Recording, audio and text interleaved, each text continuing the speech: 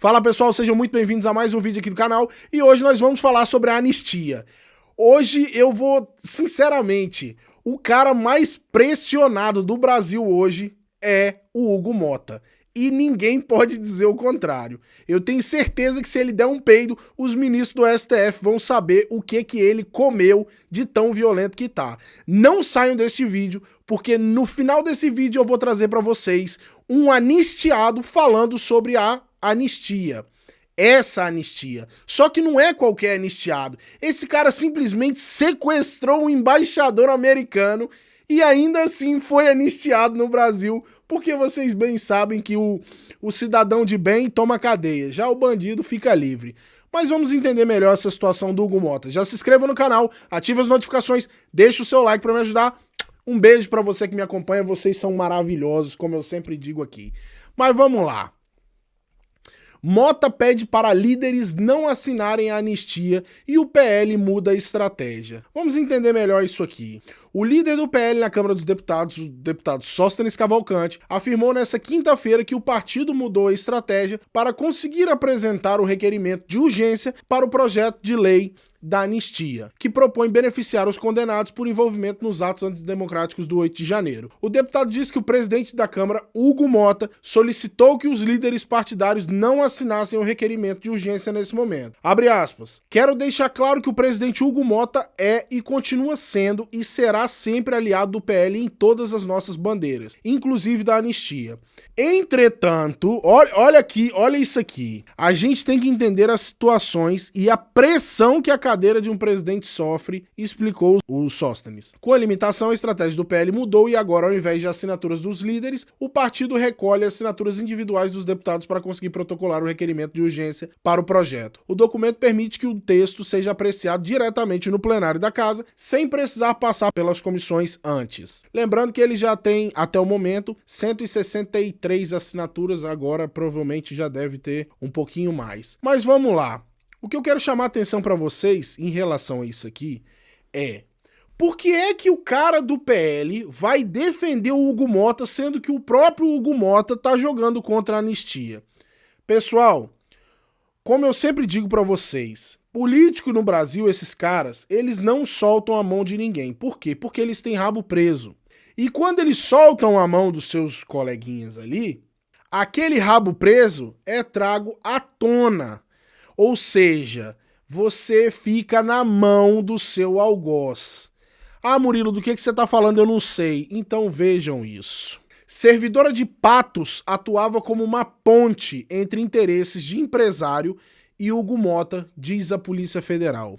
Mensagens analisadas pela Polícia Federal, cujo teor foram obtidas pela coluna, apontam que uma servidora da Prefeitura de Patos, na Paraíba, atuava como uma ponte entre os interesses de um empresário investigado por fraude em licitação e o deputado federal Hugo Mota, atual presidente da Câmara, e o prefeito do município Nabor Vanderlei, pai do parlamentar. Ou seja, o pedido foi enviado pela Polícia Federal à Justiça Federal para realizar cumprimento de mandatos de busca e apreensão na segunda fase da Operação Outside.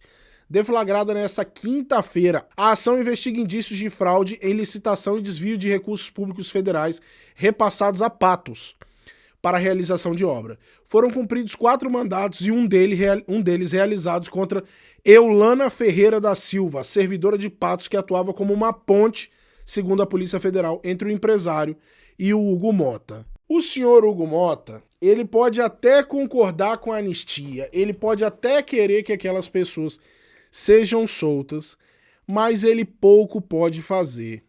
A prova disso foi o discurso que ele deu no dia lá da celebração lá da democracia que eles fizeram, só que eventualmente esse discurso foi dado um dia após o jantar que ele teve na casa lá do Alexandre de Moraes. Ou seja, ele recebeu ali uma pressão tão grande naquele jantar, que eu acho que no caso ele foi o prato principal, que no dia seguinte a declaração foi que ele deu foi que não tem perseguidos políticos, não existem exilados políticos no Brasil, não tem ditadura nenhuma, não tem cerceamento à liberdade, não tem nada. Ou seja, ele estava ali lendo o papel dele e lendo ele continuou. Ele fez o que ele tinha que fazer para benefício próprio. Foi isso que ele fez. Ele fez o que ele tinha que fazer para benefício próprio. Mais nada. Quer queiram vocês ou não, ele fez o que ele podia fazer para defender o caneco dele. Então agora o PL já entendeu essa sacada e não vai massacrá-lo porque sabe que não é por ele, tá ligado? Culpa dele é, porque se ele fez cagada e tá com o rabo preso, a responsabilidade é dele. Mas, porém, entretanto, todavia, nós temos que ter bom senso também e saber que, nesse momento, não é questão do Hugo Mota não querer pautar a anistia, e sim que provavelmente ele está sendo ali chantageado para tal. Agora, vamos ver rapidamente uma das esclerosadas, né, lá das blogueiras lá da Globo News, falando um pouquinho sobre isso. Vamos ver. De uma condenação por crimes que aconteceram 2 anos atrás. É o especialista de escritório. Na época da ditadura militar, que acabou deixando que muita gente cruel e que praticou crimes atrozes ficassem solta, ainda assim esse projeto de anistia veio com 2 décadas de diferença. Olha quem tá ali no cantinho na tela. Passa neste momento. Olha ali no cantinho. O resultado é você dizer que a justiça não vale nada. E não é a justiça que julgou os atos do 8 de janeiro, é a justiça como um todo. Você pode discutir, por isso é que eu considero que a discussão de uma dosimetria não pode ser confundida com a discussão de um perdão total para quem praticou crime. Só que aí é que tá. Se o senhor Alexandre de Moraes e a galera ali, a patota deles, dos ministros do STF, tivessem usando uma dosimetria normal e tivesse julgando caso a caso, eu concordo com você que pessoas seriam punidas por depredação do patrimônio público, depredação do patrimônio tombado, entre outras coisas. Eu concordo muito com você se você estivesse falando isso. Mas você não tá. Simplesmente é a velha história do balaio, que eu vou deixar o vídeo aqui pra vocês, que eu falei no outro vídeo. O STF fez um balaio grande do golpe e botou todo mundo junto. Você sabe por que o STF não quer a anistia dos presos do 8 de janeiro? Porque pra ter golpe, tem que ter preso. Como é que eles vão sustentar a narrativa de que houve uma tentativa de golpe se não tiver ninguém culpado? Mas vamos ouvir essa senhora aí defecar pela boca. Você pode, inclusive, discutir caso a caso, particularizar os casos para saber se houve alguma injustiça, se houve excesso de pena. Para saber se houve 14 anos de prisão por quem escreveu "perdeu o mané" na estátua não é nenhum tipo de excesso. Sou eu que sou maluco. É verdade. Um determinado caso. Mas a simples discussão de anistia é desmoralizar, na minha avaliação, o judiciário, a democracia, porque finge-se que foi tudo bem, que está tudo bem solapar a democracia brasileira, com vistas a um golpe de Estado. Mas você e as suas amiguinhas aí, os seus amiguinhos aí da Globo News, não acham que é desmoralizar a justiça quando ela solta um criminoso? Como acontece todos os dias, milhares de vezes por dia, a polícia prende, a justiça solta. Isso não é desmoralizar, né? Isso é fazer justiça bacana.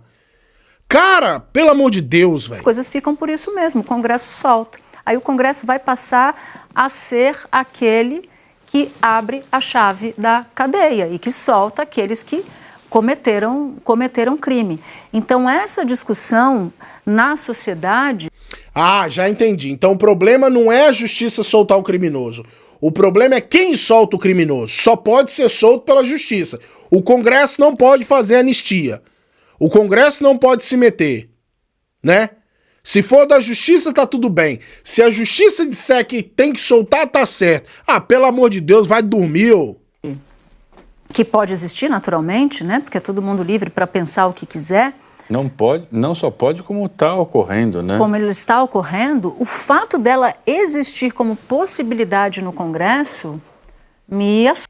Olha, rapidinho, eu mereço um like nesse vídeo e um comentário seu aqui embaixo sobre se você concorda com o que a senhora tá falando, só por eu ter que ouvir, só por eu estar aqui ouvindo essa imundice que ela tá falando, cara. Não é possível. Assusta. A gente sabe que o Congresso é emburrado com o Supremo Tribunal Federal, que muitas vezes invade competência. Muitas vezes também o Congresso chama o Supremo para decidir. Que isso, gente? A Natuza Neri tá admitindo que o STF tá tomando competências dos outros poderes? Cuidado, hein?